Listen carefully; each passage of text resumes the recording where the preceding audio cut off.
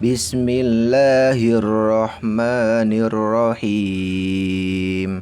Alam tara kaifa fa'ala rabbuka bi ashabil fil. Alam yaj'al kaidahum fi tadlil. Wa arsala alaihim tayran ababil. Tarmihim bihijaratin min sijil. Faj'alahum ka'asfim ma'kul. Assalamualaikum warahmatullahi wabarakatuh. Alhamdulillahirabbil alamin. Wassalatu wassalamu ala asyrafil anbiya wal mursalin wa ala alihi wa sahbihi ajmain, amma ba'du. Rabbi shrah li sadri wa yassir li amri wahlul 'uqdatam min lisani yafqahu qawli, amma ba'du. Qala Allah Ta'ala fi kitabil karim, a'udzu billahi minasy syaithanir rajim. Fadzakir fa inna dzikra tanfa'ul mu'minin. Wa qala Rasulullah sallallahu alaihi wasallam, ad-dinun nasihah. Qulna liman ya Rasulullah? Qala lillahi wa li rasulihi wa li kitabihi wa li a'immatil muslimina wa 'ammatihim, aw kama qala Rasulullah sallallahu alaihi wasallam.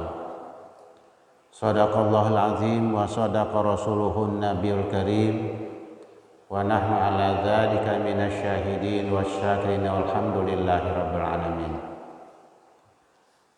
Jamaah ta'lim subuh yang dimuliakan Allah Subhanahu wa taala, alhamdulillah sampai pada detik ini kita masih diberikan kesempatan dan kesehatan sehingga kita dapat melaksanakan kewajiban kita kepada Allah, yaitu salat subuh berjamaah di Masjid Baitur Rahman.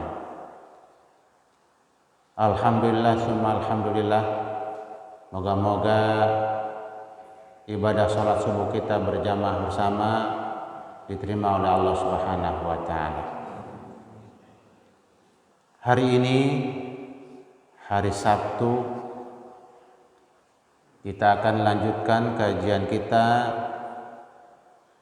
dari kitab Fathul Bari karangan Imam Al-Hafidh Ahmad bin Ali bin Hajar Al-Asqalan yang wafat pada tahun 852 Hijriah. Di kitab ini sudah cukup lama, sekarang sudah tahun 1442 Hijriah. Beliau susun kitab ini sudah ratusan tahun dan ini dibaca di seluruh perguruan tinggi Islam, di seluruh pondok pesantren, di seluruh lembaga-lembaga pendidikan Islam di dunia.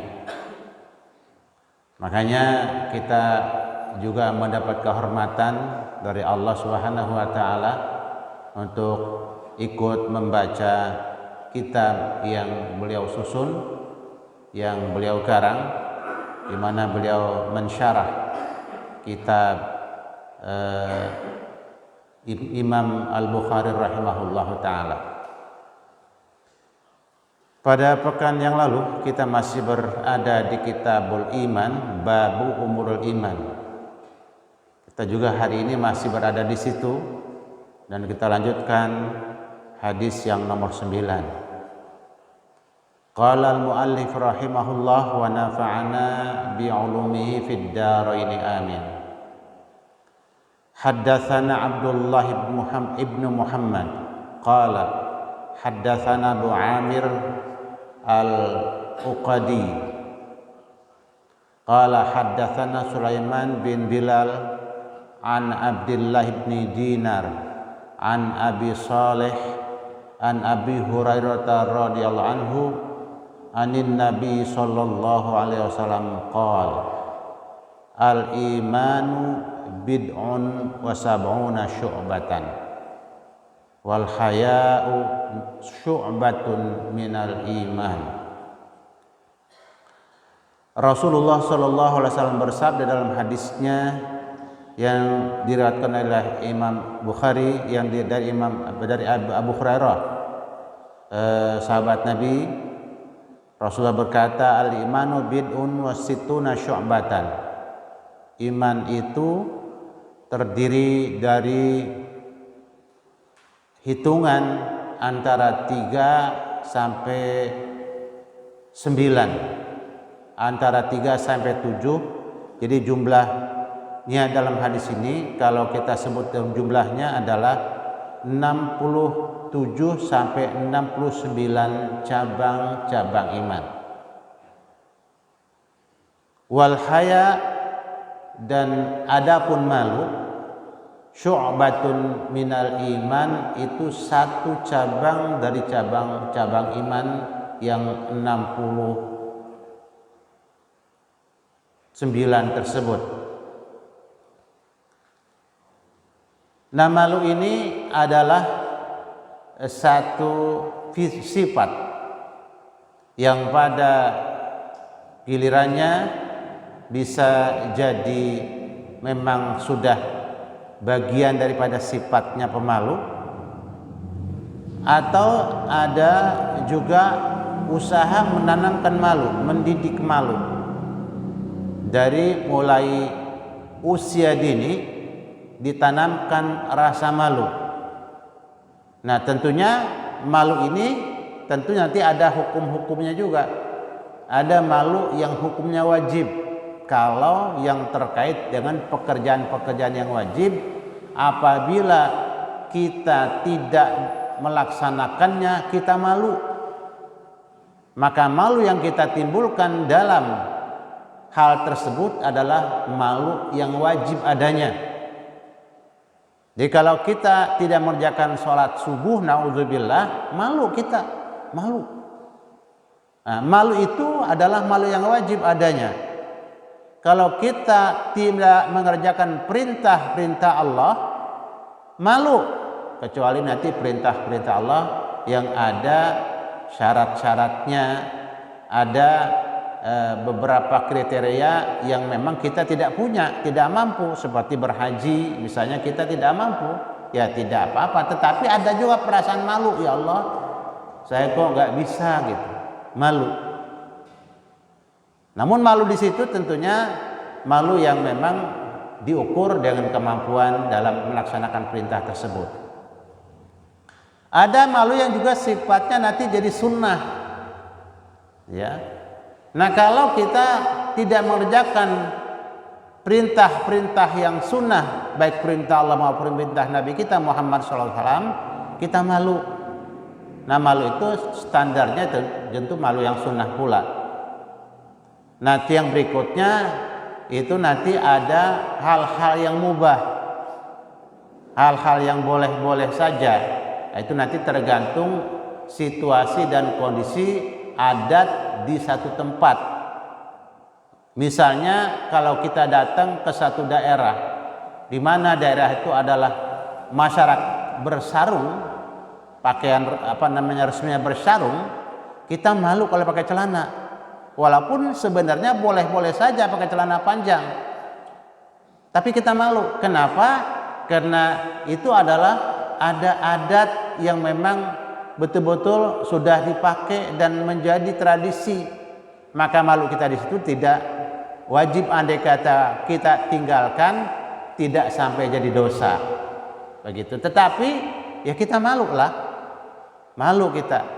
Atau di satu tempat kita hadir sholat, semuanya bersongkok, semuanya berpici. Sebenarnya kan berpici boleh dan tidak boleh saja, tidak pun tidak apa-apa. Namun di situ tidak ada masyarakat yang sholat tidak berpici. Kita nggak pakai pici, kita malu. Malu di situ tentunya yang sifatnya adat.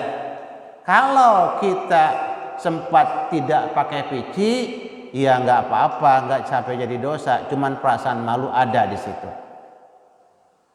Kemudian malu kita juga mengerjakan yang haram, itu malu yang wajib adanya.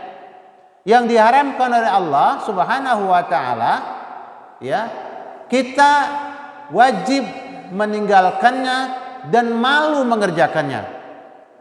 Apabila kita terpleset di situ, malunya bukan main naudzubillah summa naudzubillah. Naudzubillah summa naudzubillah, kita malu. Nah, itu adalah malu yang juga wajib. Kalau yang makruh, nanti malunya jadi sunnah. Artinya begini, kalau ada yang makruhat, ya dari makanan dan minuman yang memang makruh kita makan pada batasan tertentu, kemudian kita makan, kita malu. Nah, malu di situ dapat pahala, malu yang sunnah. Kalau sudah mubah, tentu nanti seperti tadi. Nah, para ulama menghitung yang namanya cabang-cabang iman satu persatu. Kita coba tanya diri kita bersama-sama, sudahkah urutan-urutan yang dihitung oleh para ulama, salah satunya Ibnu Hayyan yang menghitungnya. Ini tentu memang berbeda-beda karena cabang-cabang itu kadang-kadang dihitung yang besar, yang kecil tidak dihitung, maka jadi berbeda. Nah, kita coba lihat cabang-cabang ini, cabang-cabang iman ini bercabang-cabang. Yang pertama, pekerjaan hati. Ya, hati kita ini sudahkah ada poin yang pertama, al-imanu billah. Pertama, cabang yang paling besar, kalau boleh kita katakan adalah pokoknya, batangnya adalah beriman kepada Allah Subhanahu wa taala. Tentu kalau kita urut nanti bisa beriman kepada sifat-sifatnya, nama-namanya. Itu juga jadi bagian daripada cabang-cabang iman. Tapi yang paling besar batangnya, pokoknya adalah beriman kepada Allah Subhanahu wa taala. Tentunya nanti kita beriman sifat-sifat Allah yang 20 misalnya, yang memang dihitung dengan hitungan batasan tertentu. Wujud Allah itu ada, maha ada. Nah, kita wajib itu beriman kepada itu. Allah pasti ada. Nah, Allah ada. Orang kan sekarang pada percaya dengan virus ada. Mana virusnya? Nah, percayanya dengan apa? Efek yang ada dari virus tersebut ada. Nah, itulah sebabnya maka dinyatakan ada. Tapi kalau dilihat dengan mata, terbuka, nggak kelihatan. Nah, makanya ada kasus-kasusnya, ada efek samping dan negatifnya. Maka dinyatakan virus itu ada. Nah, Allah tentu maha ada. Bagaimana merasakannya? Bagaimana melihatnya? Ya tentu sama dengan mirip-mirip dengan adanya virus, dirasakan ada. Allah maha ada lebih daripada virus, karena Allah yang menciptakan virus, yang mengadakan virus, yang mengadakan kuman, yang mengadakan bakteri, yang menciptakan kuman, yang menciptakan bakteri, dan yang menciptakan virus. Allah maha ada. Dari mana kita merasakan adanya Allah hujan. Ya, sejak tadi malam turun, kita bisa berhentiin? Gak bisa, tangan kita stop, gak bisa. Hanya Allah yang bisa menghentikannya. Adanya angin bertiup pada batasan-batasan yang kita memang butuhkan, sangat bermanfaat. Tapi pada batasan yang di luar kemanfaatan kita, na'udzubillah, itu tentara Allah yang bisa menghancurkan seluruh bangunan yang katanya kokoh dan kuat, remuk dengan tentara yang namanya angin. Ada. Bisa menghentikan angin? Nggak bisa. Dikasih? Nggak bisa. Itu ada Allah yang belum kemudian ciptaannya. Aturan yang kita rasakan begitu tertata rapi. Matahari terbit nanti sebentar lagi pagi hari. Dari sebelah timur terus bergerak ke sebelah barat. Itu kan pergerakan yang tertata rapi. Ya kalau nggak ada yang ngatur kan tidak mungkin. Berarti ada yang menciptakan dan ada yang mengatur. Subhanallah. Maka akan meluncur iman kita kepada Allah. Allah ada. Kita percaya Allah ada yang menciptakan kita. Allahu Akbar. Di tubuh kita Allah tantang, afala awafi anfusikum afala tubsirun. Tidakkah kau perhatikan rangkaian ciptaan Allah yang ada dalam tubuhmu? Ada 3 juta saluran kabel yang terpasang 3 juta meter, Pak. 3 juta meter yang terpasang dalam tubuh kita. Allahu Akbar. Ya, instalasi yang dipasang oleh para ahli listrik belum seberapa. Di masjid ini cuma berapa lembar. Tapi dalam tubuh kita luar biasa, 3 juta meter kabel terpasang. Udah gitu kabelnya sangat unik dan antik. Allahu Akbar. Makanya itu siapa yang ciptakan, siapa yang rakit, siapa yang membuat? Kan Allah Subhanahu wa taala yang maha ada. Itu yang pertama, hati kita melaksanakan perintah Allah untuk percaya kepada adanya Allah Subhanahu wa taala. Yang kedua, al-imanu bidzati wa sifati wa tauhidihi, beriman dengan zatnya Allah yang jelas ada, wa sifati dan sifat-sifatnya, wa tauhidihi dan menunggalkannya dan mengesakannya. Ini semuanya pekerjaan hati ini. Yang berikutnya i'tiqadu hudusi ma dunahu, meyakini akan barunya sesuatu yang selain Allah. Ya, makhluk baru.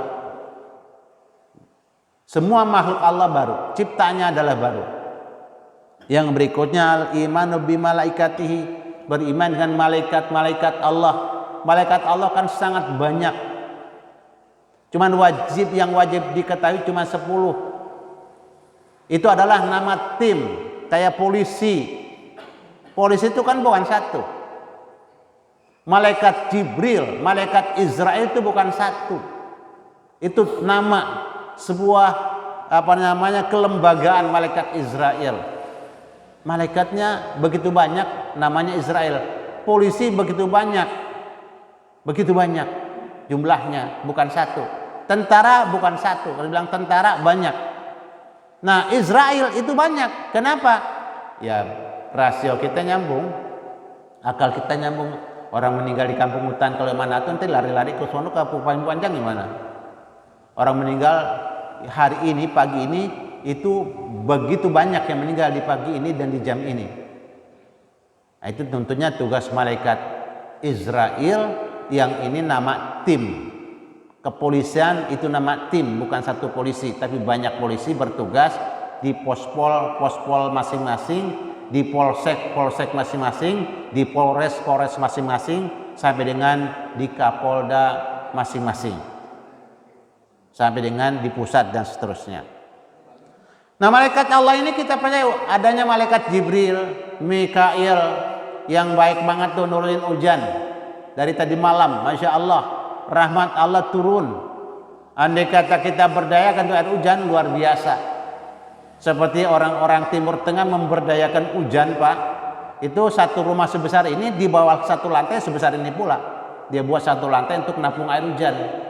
Kayak orang Kalimantan Barat sebagian. Itu coba kalau Kalimantan Barat rata-rata orang punya tabungan air hujan. Emang kenapa? Susah air, Pak. Kita di Bogor dan sekitarnya, Masya Allah, sungai airnya relatif tawar, walaupun sekarang kotor, tapi masih dijernihkan. Hujannya, debit hujannya Masya Allah cukup banyak. Ini nikmat Allah, Pak. Nikmat Allah. Dan itu malaikat Mikail, ya. Malah diperkeren dengan orang-orang barat, kasih nama Michael. Anaknya dikasih nama Mikail, terus kasih panggilannya Michael. Wah, bukan main. Ya. Kemudian malaikat Mikail Israel. Ini malaikat yang memang dalam satu sisi perasaan agak takut. Ya, mau takut bagaimana pasti datangnya.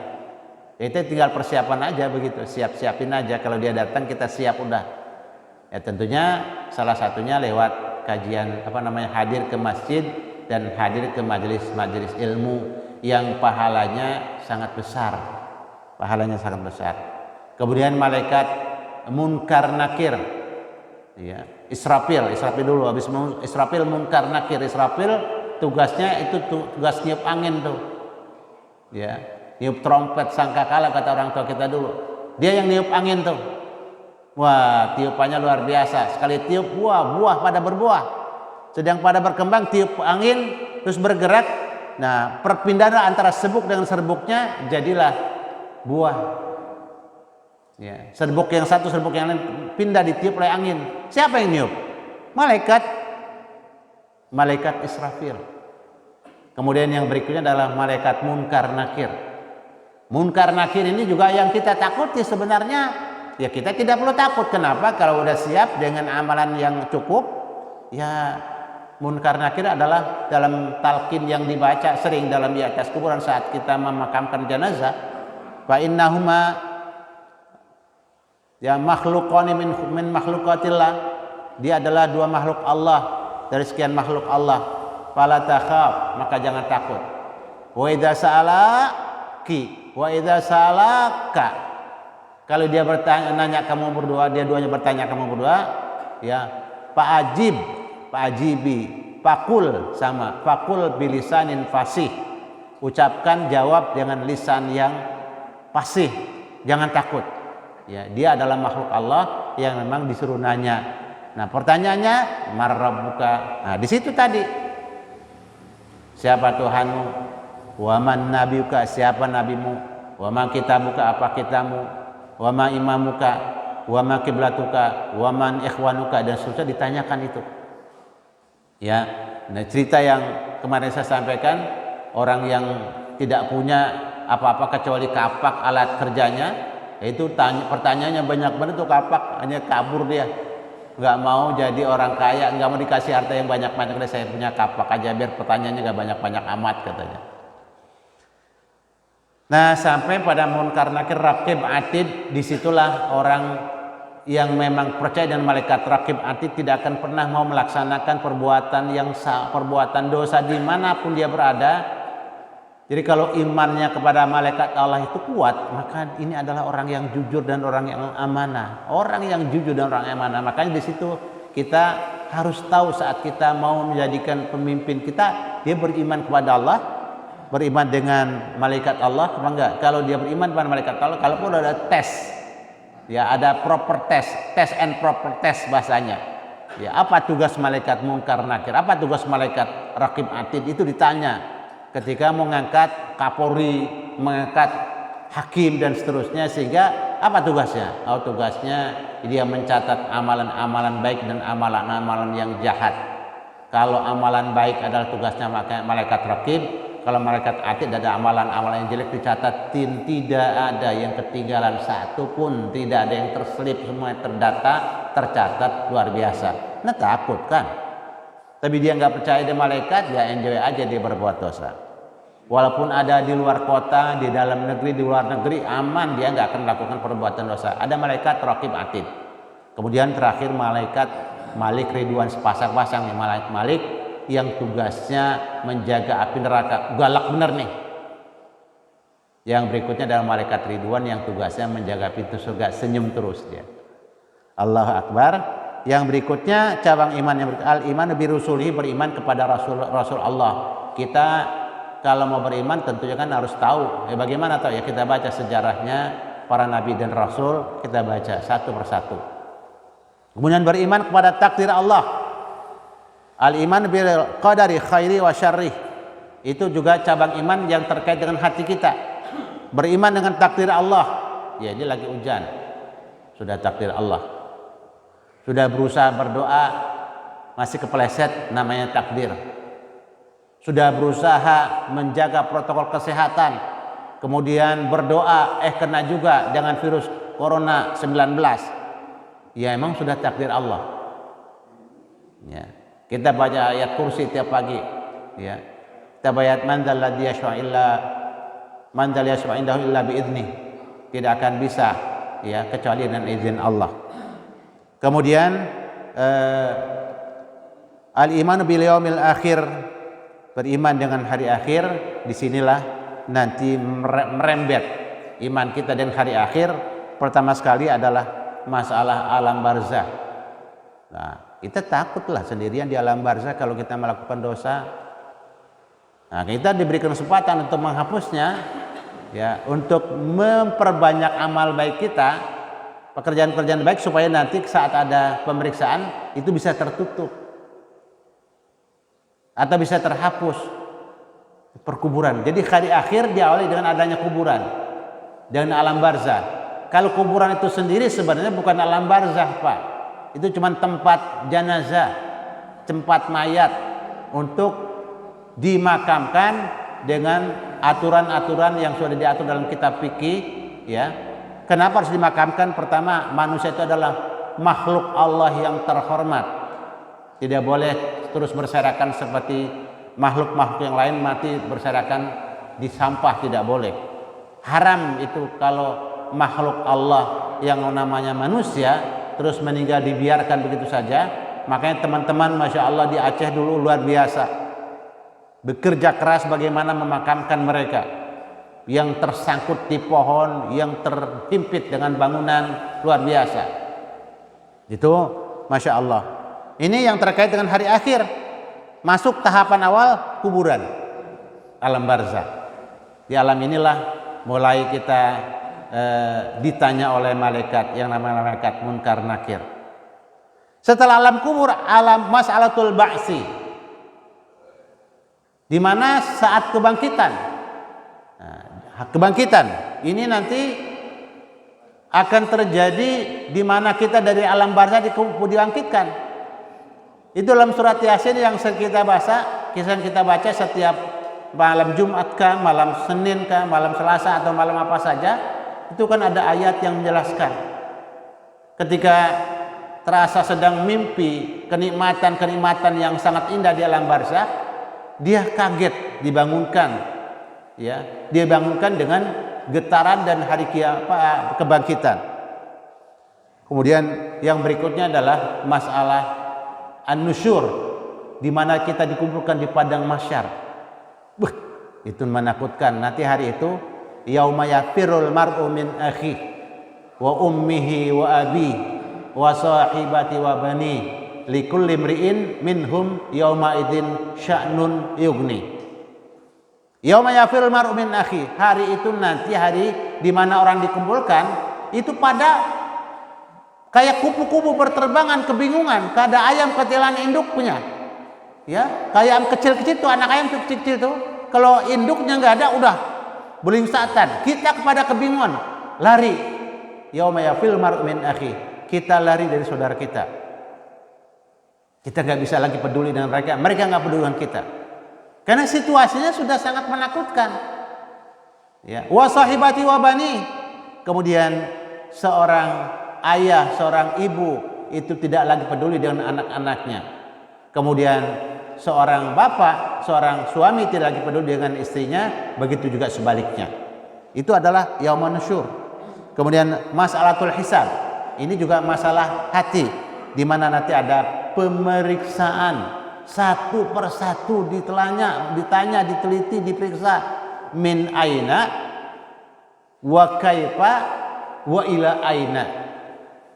Dari mana kau dapatkan, bagaimana proses mendapatkannya, kemudian kemana kau belanjakan dan kau salurkan yang kau dapatkan itu. Itu 3 pertanyaan minimal. Luar biasa. Punya siapa, hak siapa, ini punya siapa, itu ditanya. Diperiksa ketat betul. Tapi nanti ada orang yang masuk ke sana tanpa ada pemeriksaan. Hebat betul itu. Itu nikmat betul kalau kita masuk ke dalam satu acara lewat pintu khusus. Nah, orang-orang yang mau puasa, orang-orang yang mau puasa punya pintu khusus. Itulah makanya sejak 2 Jumat yang kemarin kita persiapkan ilmunya biar kita puasa kita oke. Puasa kita benar, puasa kita pas. Biar nanti kita bisa masuk pintu khusus. Pintu apa? Pintu Ar-Rayyan namanya. Kemudian yang berikutnya masalatul mizan, masalah timbangan amal perbuatan kita. Amal-amal perbuatan kita. Nah, kita kenapa sih hujan-hujan berusaha datang, sementara sholat kita kadang-kadang masih kemana-mana, ingat ini, ingat itu. Kemudian sodako kita dikit banget. Ya, puasa kita kadang-kadang pagi puasa, siang udah nggak puasa mulutnya. Ngapain? Lagi ngomongin aja tuh, orang diobrolin aja. Lagi gibah teman-temannya aja. Kemudian malam sholat tarawih bercanda mulu, kadang-kadang ngantuk. dan seterusnya. Makanya ada yang namanya mizan, timbangan. Nah, kita salah satu amal yang sangat memberatkan timbangan kita adalah tolabul ilmi, duduk sesaat bersama para ulama, para kiai, para asatid, para habaib. Duduk dah bersama Al-Quran, bersama ayat-ayat Allah, bersama hadis-hadis Rasulullah. Itu pahalanya diulang-ulang oleh para ulama lebih bagus pahalanya daripada 1000 rakaat sholat sunnah. Nah, kita pengen tuh, kita pengen timbangan kita biar berat. Kita walaupun hujan-hujan berusaha datang. Ya kalau enaknya kan mana hujan banyak benar gerimis ya itu enak. Itu enaknya. Tapi yang enak belum tentu baik. Makanya ada pepatah yang selalu diajarkan kepada anak-anak kita di beberapa pondok pesantren, itu selalu diajarkan laisa kullu ma yalma'u dzahaban. Tidak semua yang gemerlapan itu emas. Artinya tidak semua yang enak-enak itu lalu baik buat kita, buat ke depan agama kita, buat ke depan bangsa dan negara kita, buat ke depan anak-anak kita, dan buat ke depan kehidupan kita, apalagi kehidupan setelah kita hidup di alam dunia. Na'udzubillah, harus betul-betul kita pilah-pilah, jangan sampai enak nih, nggak dipilah-pilah lagi, haram apa halal. Pilah dulu, oh ini halal. Nah kalau udah halal, kulu washrabu wala tusrifu, makan dan minumlah tapi jangan berlebihan. Makan yang halal kalau berlebihan nasi meleduk perutnya. Nasi kan halal. Kemudian udah halal nih, air halal, minum yang banyak meleduk nanti. Nah, apalagi yang haram. Kalau dia haram udah lebih parah lagi. Ini udah haram kadang-kadang paksa minum itu bukan 1 botol minumnya. Ya Allah, bagaimana kagak meleduk perutnya. Di dunia dia tersiksa, di akhirat masuk neraka. Yang berikutnya adalah mas'alatus sirat. Ini keyakinan, masalah hati. Ya. Masalah siratal mustaqim yang digambarkan dalam hadis Nabi itu tajamnya Masya Allah, licinnya Masya Allah, kecilnya Allah buat orang tertentu itu sangat tajam, sangat kecil, dengan sangat licin. Tapi buat hamba-hambanya yang beriman, hamba-hambanya yang memang beribadah rajin, hamba-hambanya yang berpuasa, hamba-hambanya yang dekat kepada Allah Subhanahu wa taala, dia lewat di siratal mustaqim, dia enjoy aja, enak aja, nggak licin, nggak kepleset. Yang berikutnya adalah masalah surga. Nah, sudah setelah siratal mustaqim kan kita akan terpilah datu, na'udzubillah. Siapa yang terpleset belum ke neraka, na'udzubillah. Siapa yang tidak terpleset langsung masuk surga. Allahu Akbar. Apa surga? Mala ainun ra'at wala udhunun sami'at wala khatara ala qalbi bashar. Itu surga. Keindahannya Pak, belum pernah kita saksikan di alam dunia.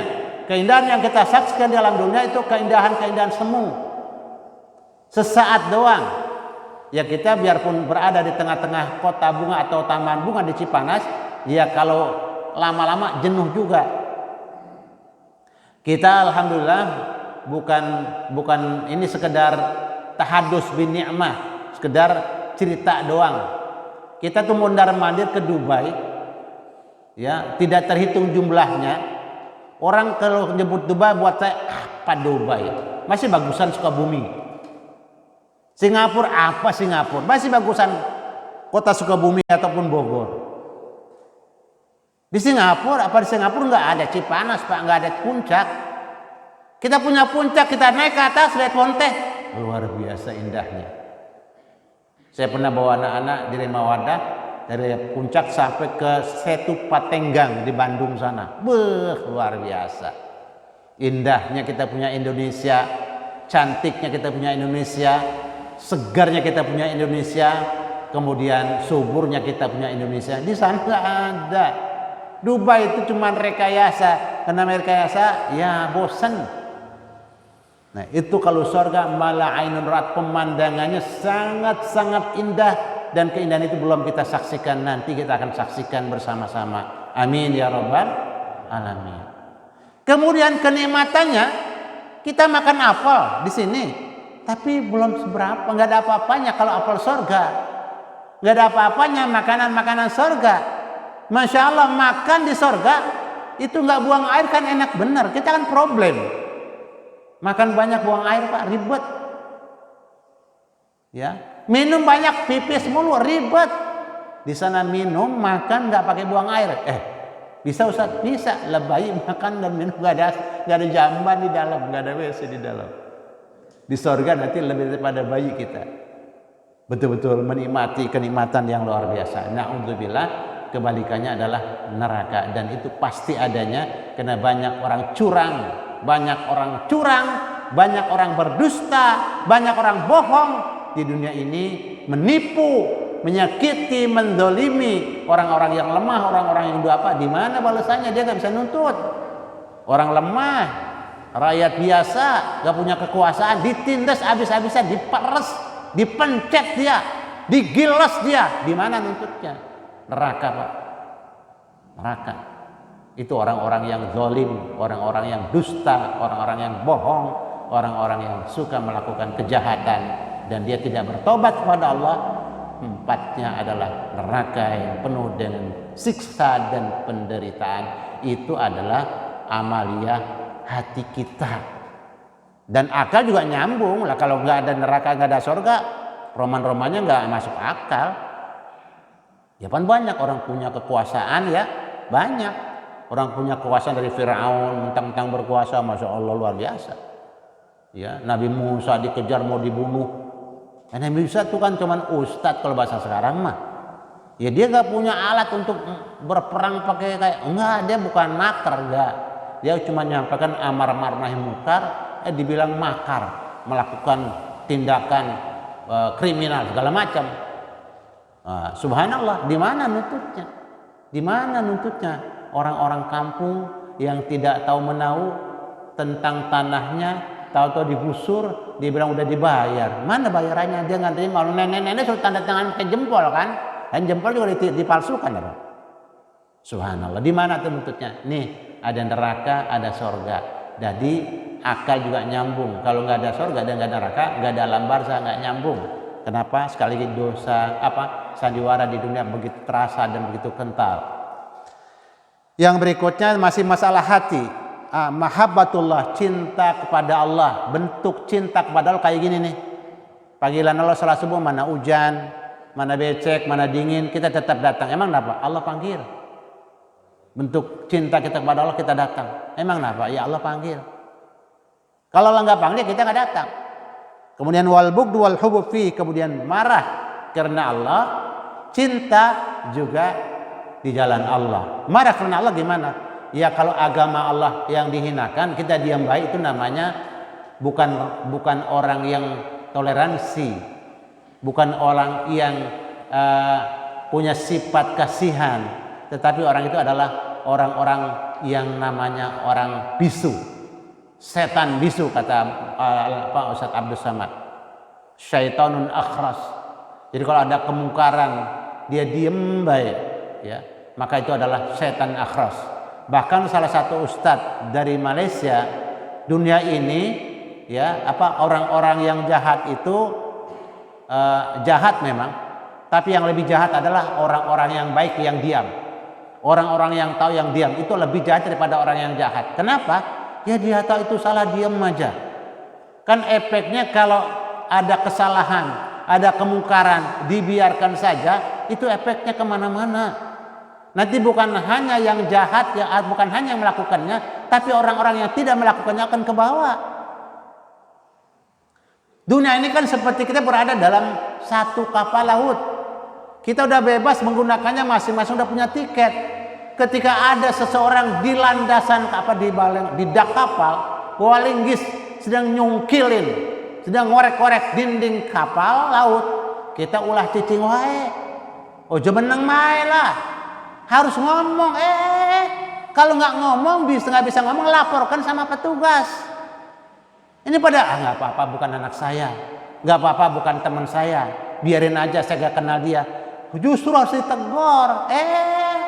Jangan, kalau bisa negor langsung, kalau nggak bisa negor langsung, ada security, ada polisi, ada tentara, ada orang-orang yang bertanggung jawab, laporkan.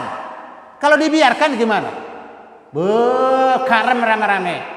Itulah yang terjadi apabila orang-orang yang korupsi dibiarkan. Rakyat 200 juta 100 juta jadi susah, menderita, nggak bisa sekolah, nggak bisa berobat, nggak bisa makan. Nauzubillah ya Allah. Kenapa? Orang korupsi. Saya mah enggak korupsi mah. Dia doang, biarin aja. Enggak boleh. Harus laporin.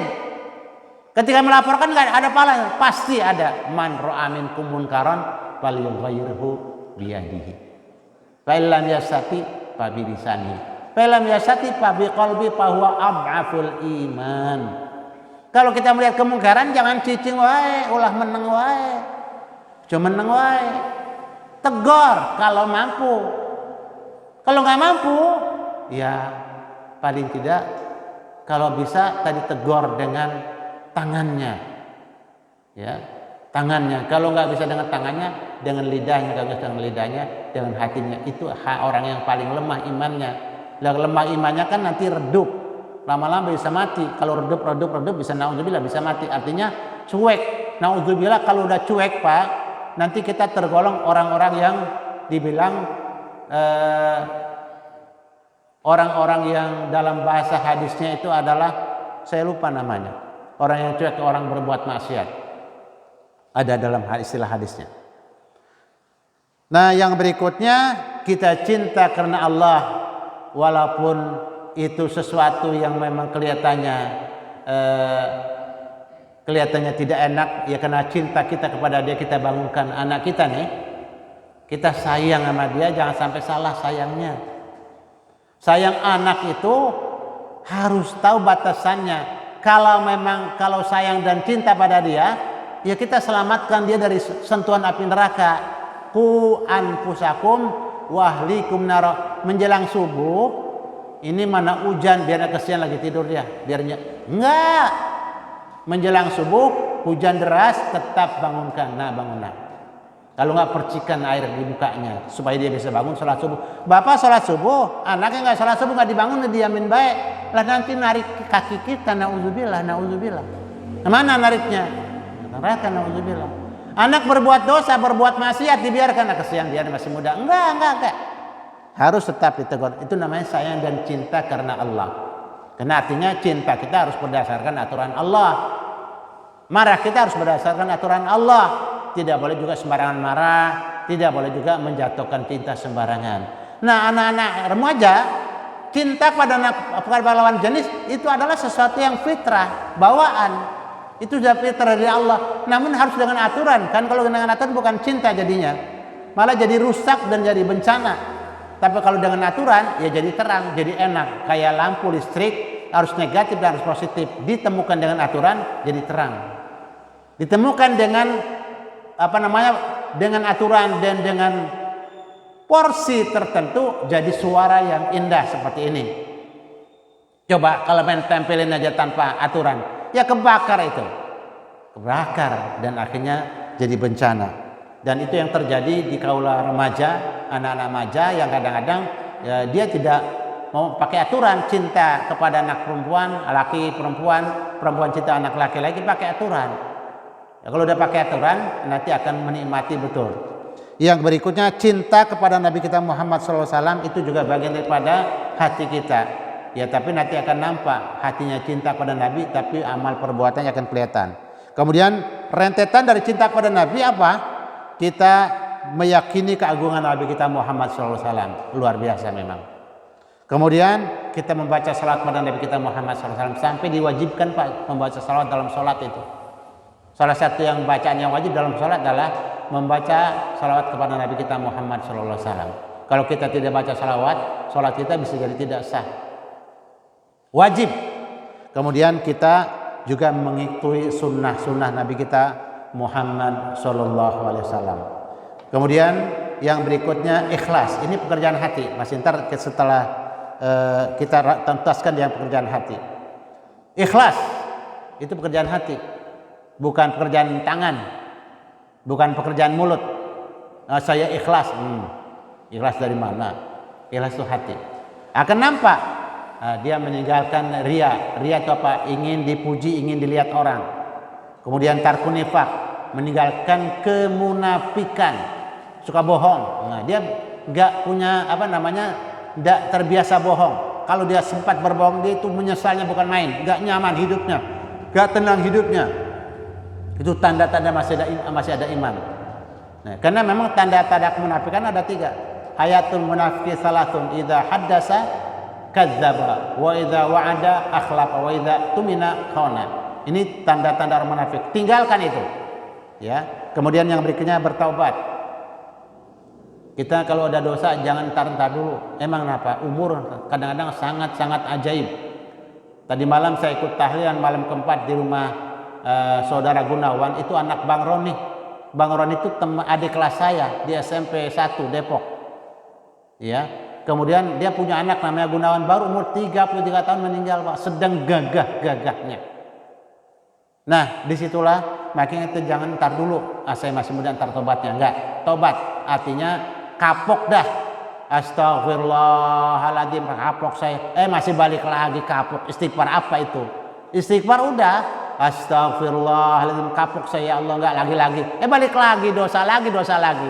Jangan, udah, sudah. Apalagi kita rata-rata ini nggak ada anak-anak kecuali Kosar sama Narendra tuh. Ada anak dua orang tuh. Yang lain saya nggak ada, lihat. Semuanya kita tua-tua. Dah taubat. Pernah berdosa itu biasa. Salah itu biasa, fitrah manusia. Yang tentunya dibuka pintu taubat. Seberapapun dosa kita, kalau kita taubat kapok nggak lagi-lagi, Allah hapus, Allah ampuni. Yang penting belum di sini napas kita, belum di tenggorokan. Yang penting matahari masih terbit dari sebelah timur, dari sebelah barat, taubat kita teriak-teriak istighfar kagak diampuni.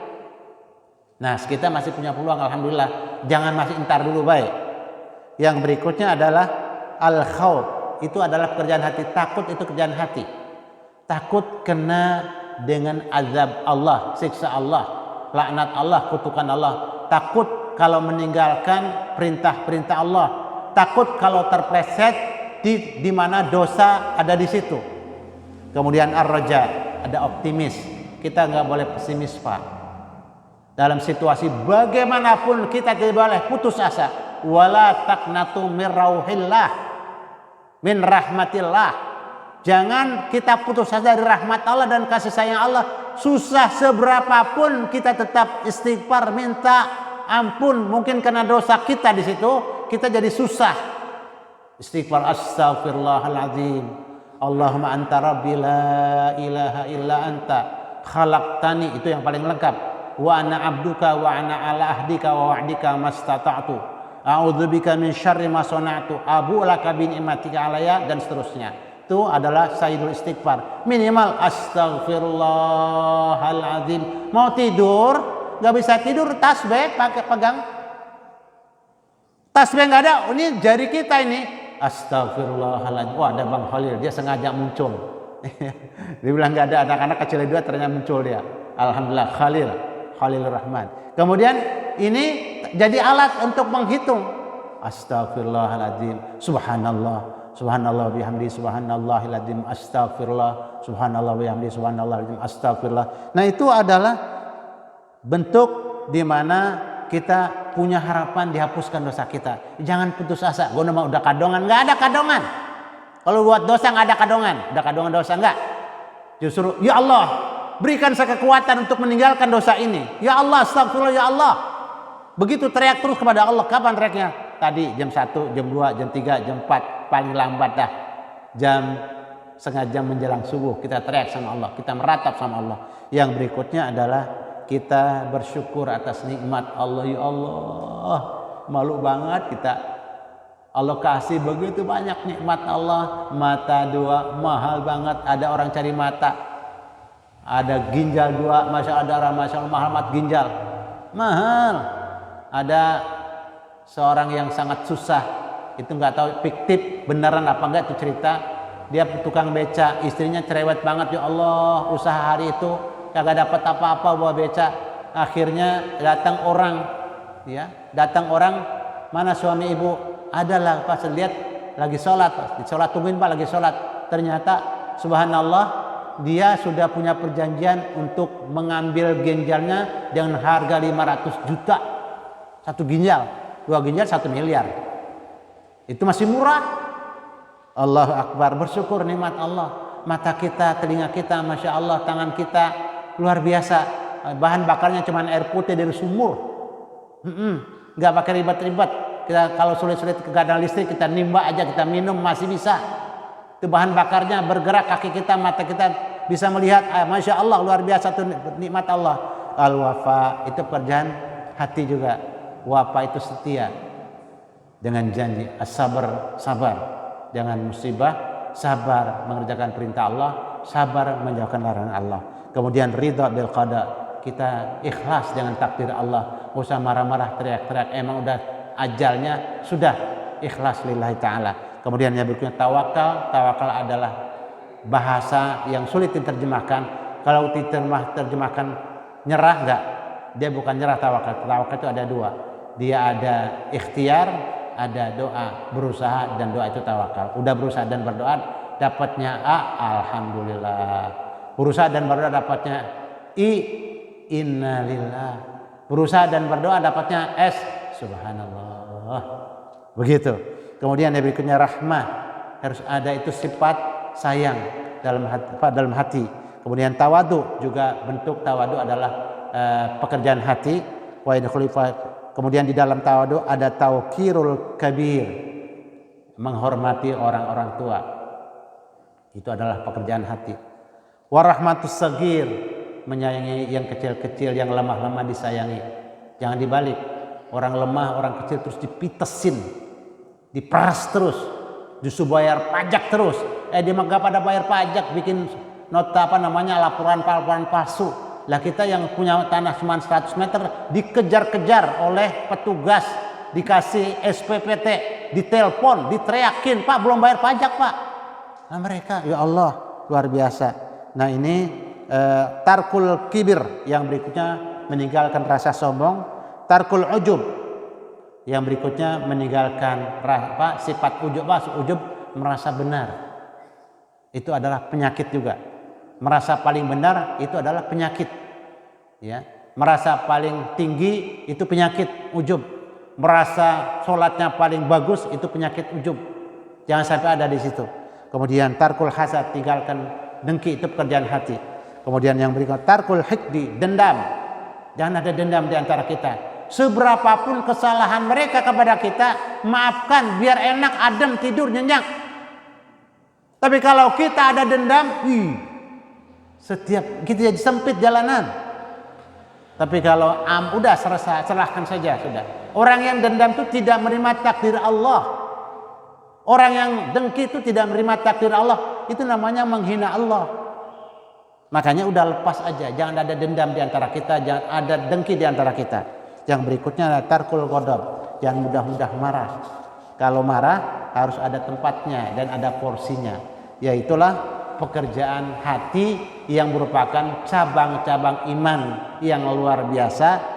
Nah insya Allah pekan berikutnya adalah pekerjaan lidah kita. Apa saja yang jadi cabang-cabang iman yang nempel di lidah kita.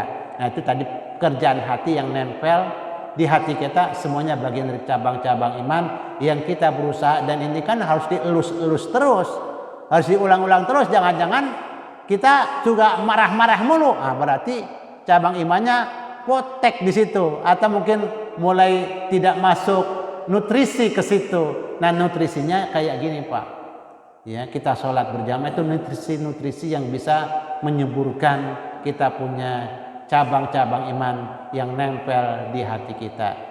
Demikianlah, karena sudah jam, jamnya kok masih jam 5 aja ini. Jam 6. Alhamdulillah sudah jam 6. Ini rupanya Mas Yanto belum diganti batunya. Insya Allah segera diganti supaya nanti saya bisa lihat jam. Ya, sampai di sini dulu Bapak-bapak. Karena ini hari Sabtu tentu banyak kegiatan hari Sabtu itu. Jadi kalau ada pertanyaan bisa online, bisa pakai nomor telepon di WA.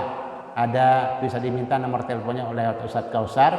Nanti kalau mau bertanya lewat WA atau mau telepon langsung juga boleh. Karena kalau tanya langsung kadang-kadang kan ada yang sifatnya pribadi, ada yang sifatnya rahasia. Kita mau nanya kadang malu-malu lewat WA, lewat telepon. Lewat Ustadz Kausar ini ada nomor telepon yang nanti bisa diminta oleh kepada beliau. Demikianlah kita tutup yang ucapan hamdalah. Alhamdulillahirabbil alamin. Subhanakallahumma wa bihamdika asyhadu an la ilaha illa anta astaghfiruka wa atubu ilaik. Hadanallahu wa iyyakum ajmain. Assalamualaikum warahmatullahi wabarakatuh. Jangan lupa like, komen, subscribe.